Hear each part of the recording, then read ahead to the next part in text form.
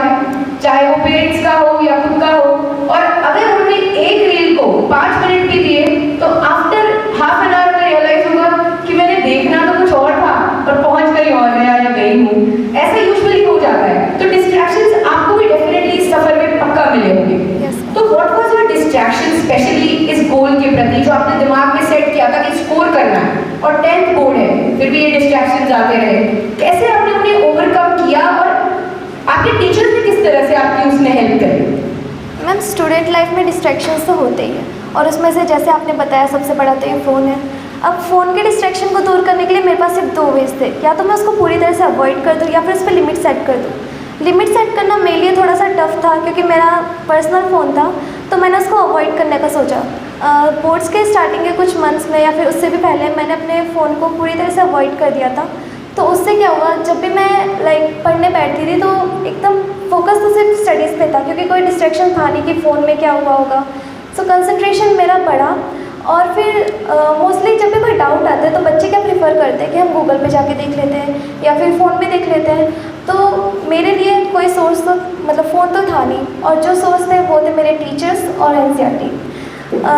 जब एनसीईआरटी में डाउट्स नहीं मिलते तो टीचर्स के पास जाते थे, लेकिन उससे क्या हुआ, जब आप खुद अपना डाउट सॉल्व करने बैठते हो ना तो वो लॉन्ग टर्म के लिए याद रहता है। आपको याद रहता है कि हाँ, मैंने इस डाउट में इतनी मेहनत करी थी इसको सॉल्व करने के लिए।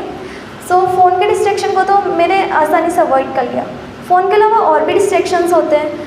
फॉर एग्जांपल, जब आप पढ़ने बैठते हो तब आपको घर में बहुत सारी नॉइसेस आती होगी। सो आई वुड सजेस्ट कि जब पढ़ने बैठे तब आपका जो एनवायरनमेंट होना चाहिए वो शांत होना चाहिए और आप जहाँ बैठे हो वो प्लेस क्लीन होनी चाहिए। जो अदर डिस्ट्रैक्शंस जैसे कि फ्रेंड्स के साथ ये जो पार्टीज़ वगैरह, ये तो क्लास 10th के नाम से ही छोड़ दिया था। एक फ़ोन था जो कि लास्ट तक चला था, उसमें मैंने छोड़ा तो नहीं क्योंकि इस जनरेशन में छोड़ना थोड़ा डिफ़िकल्ट है क्योंकि फ्रेंड्स से कंटेंट लेना था, स्कूल मतलब अच्छी तरह से जो है ना पढ़ाई वो करने के लिए।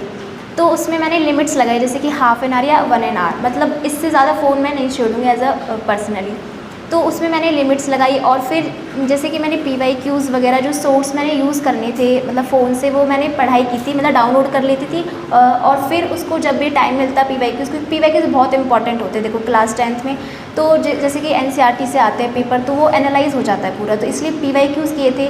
तो उसमें डिस्ट्रैक्शंस मेरे फ़ोन जो था वो रिसोर्स की तरह यूज़ हुआ था। और जो अदर डिस्ट्रैक्शंस होते हैं अपने जैसे कि सराउंडिंग्स में, तो एक जो अपना एग्ज़ाम होता है उसमें जो टाइम मैनेजमेंट है वो एकदम पीक पे रखना होता है डिस्ट्रैक्शंस को अवॉइड करने के लिए।